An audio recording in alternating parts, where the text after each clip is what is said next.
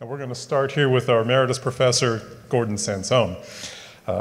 He's a research biologist who is specializing in cross-disciplinary aspects of animal nutrition. He's the founder and director of an e-education center that's focused on the integration of space and technology. He's very concerned about what technology has done to the learning processes these days. In fact, he's concerned so much that he is quoted by saying he's concerned about what can be done rather than what needs to be done. As such, he has sponsored and helped develop a software and middleware application that allows data to drive learning. Let's give a warm welcome to Gordon Sanson.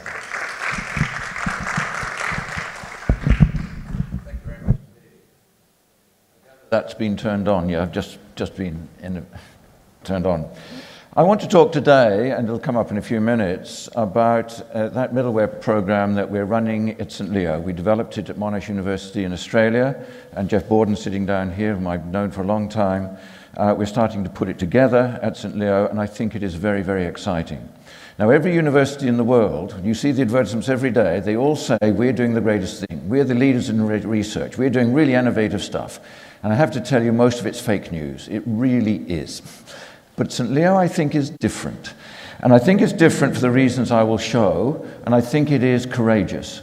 And it is courageous of the staff there as well to take on this new kind of thing.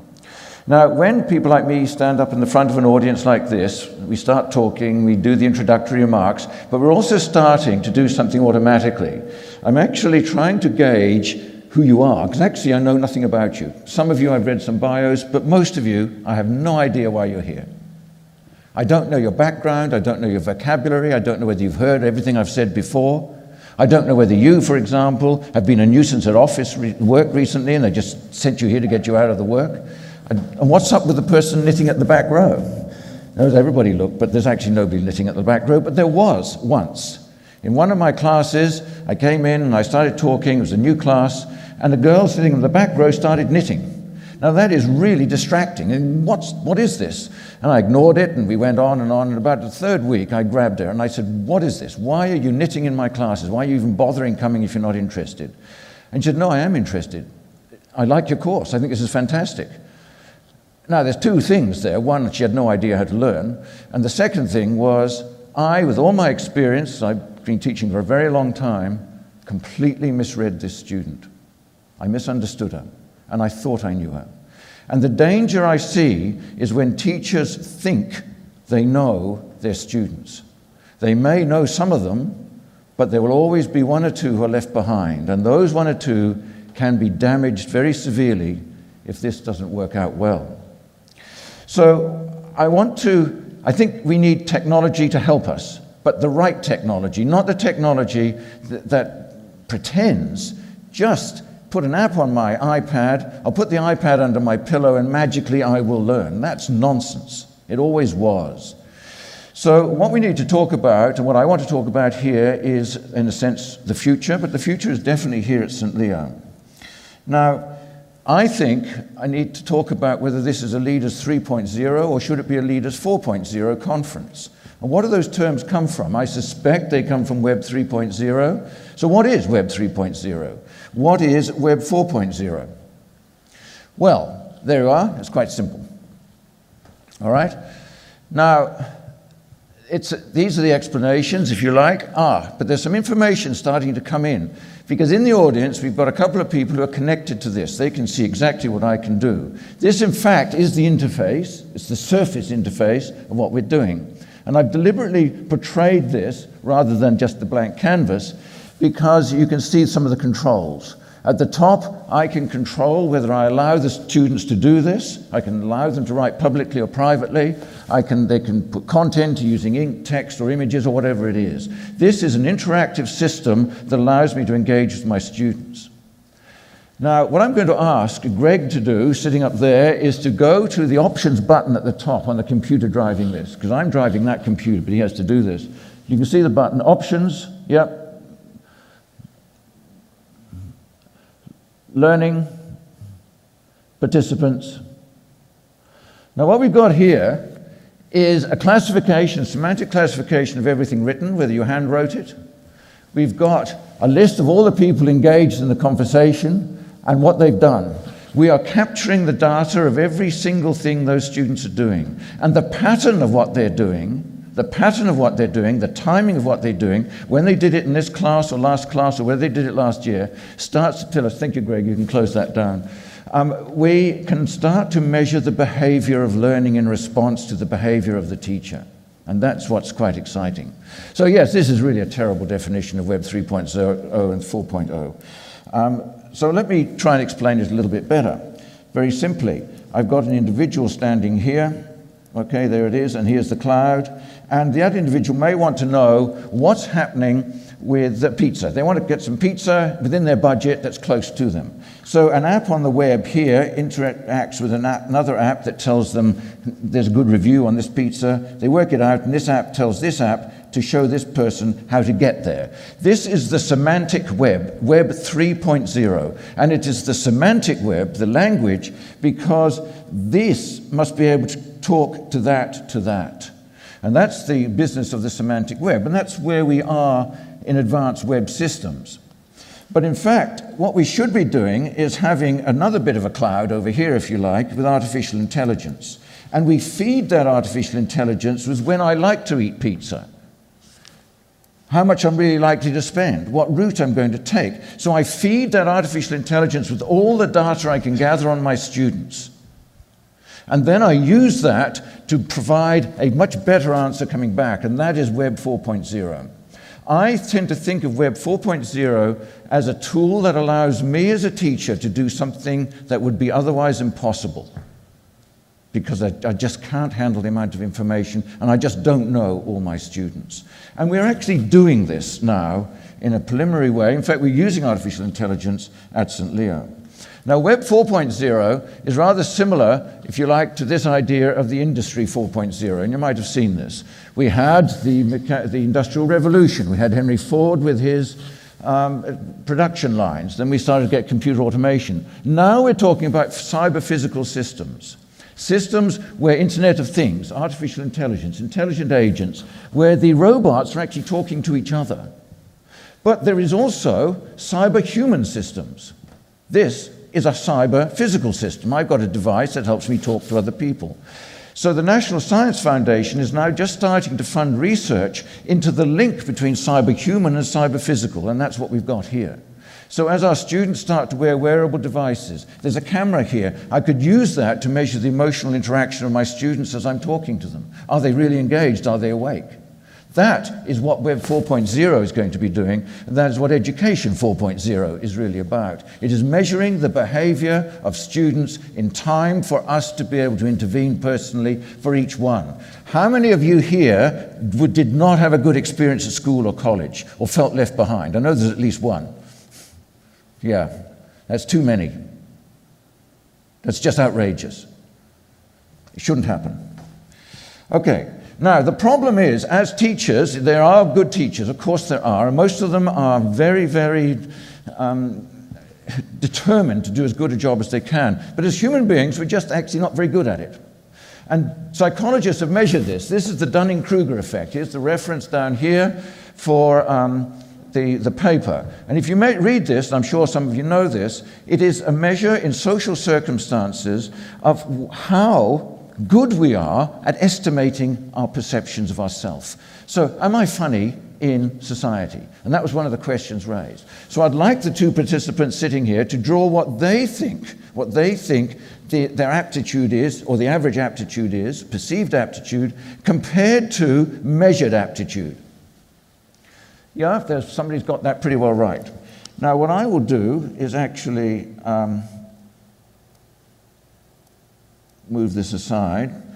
That's pretty good. What I've now revealed to you is the test here.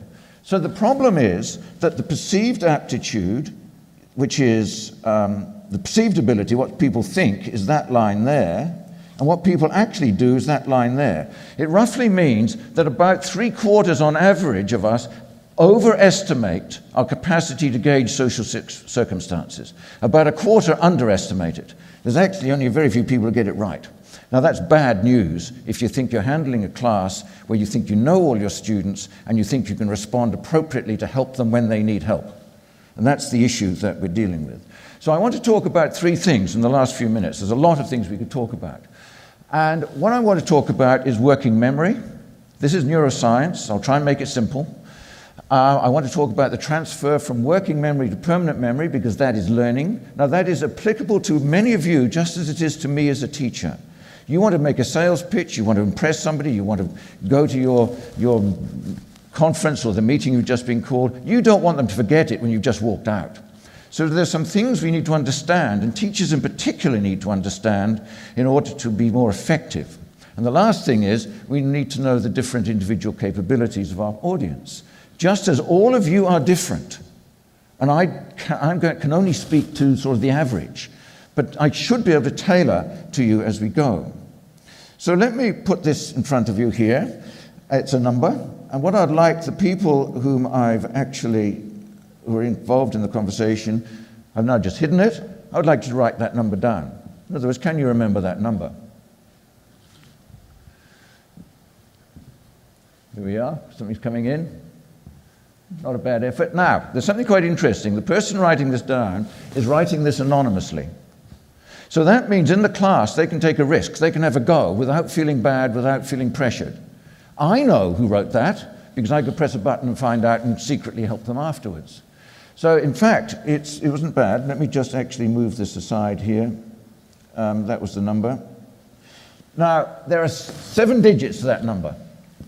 All right, there are 7 digits in that number, and that's actually quite important because it's highly relevant to our understanding of stimuli. So what we've got here, I pressed the wrong button, sorry, there we go. Come on, move on, that's it. What we've got here from this famous paper by George Miller in 1956, which is substantially correct, is we have sensory memory, very short. You are being bombarded with stuff all the time and we filter most of it out. However, if something walked in, if a lion walked in that door, and I can speak from personal experience, you learn to run very, very quickly because you focus on that. That's relevant. But if it's not relevant, you get rid of it.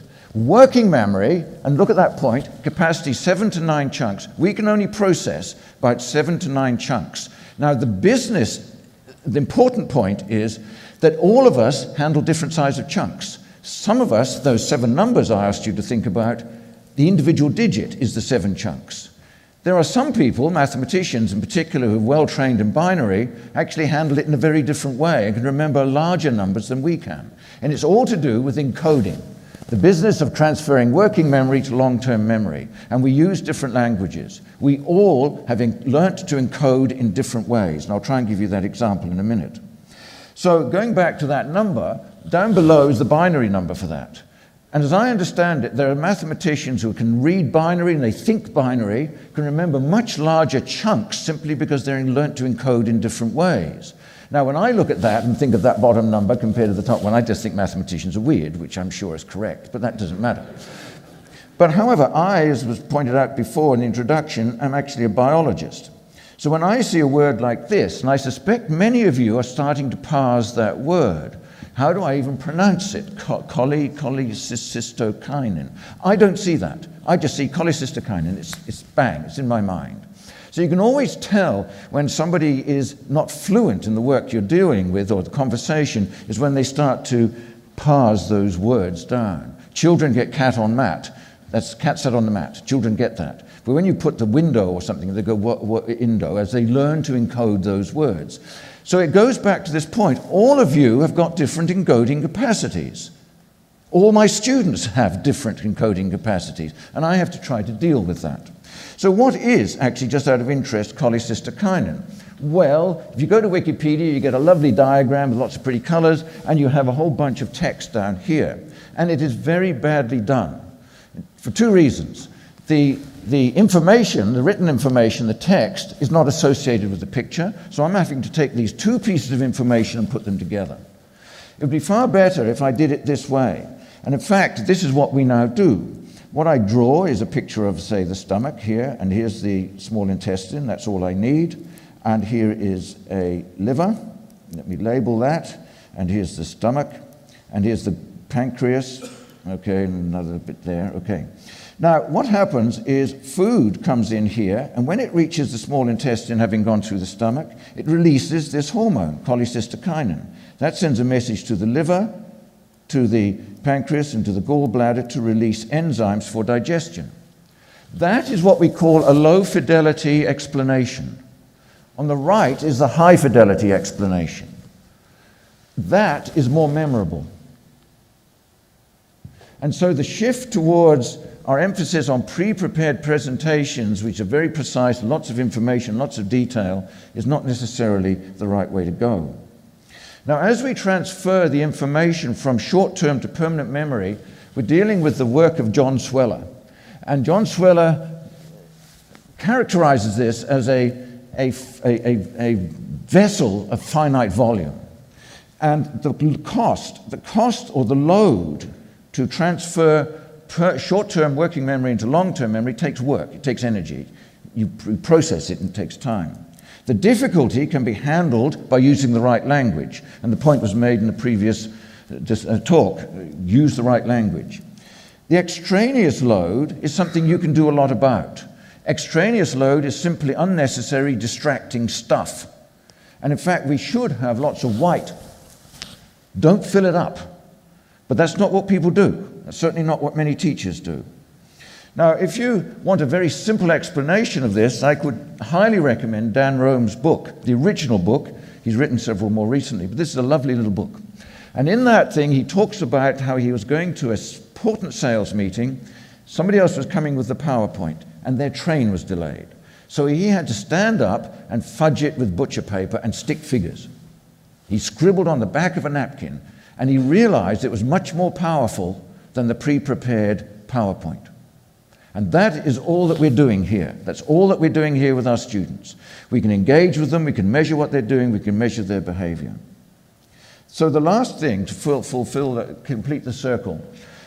In education systems, we talk about the proximal zone of development. The zone that each student or each person is in, just as you are in. You have the comfort zone, stuff you can do now. And then there's stuff you can do with expert help, the help of the teacher, the help of the mentor, whatever it might be. And there's stuff you just can't do just yet, and you may never be able to do unless you scaffold the learning. Each of us is different, as I've said. So when I'm trying to teach a class of this size, or in my first year class at Monash is over 1,000 students, I need help. I need help in all sorts of ways to be able to understand that zone for each student, to help them, to know where to provide help, and submit, really, the right sort of response. So metal, this system, is part of the ecosystem that Jeff Borden's building at St. Leo. I think it's an important part. And we are starting to see quite clearly this 4.0 stuff of artificial intelligence starting to help the teacher, help the student learn more effectively. So that when next time I ask, in a generation, everybody sticks up their hands because they had a good experience at school.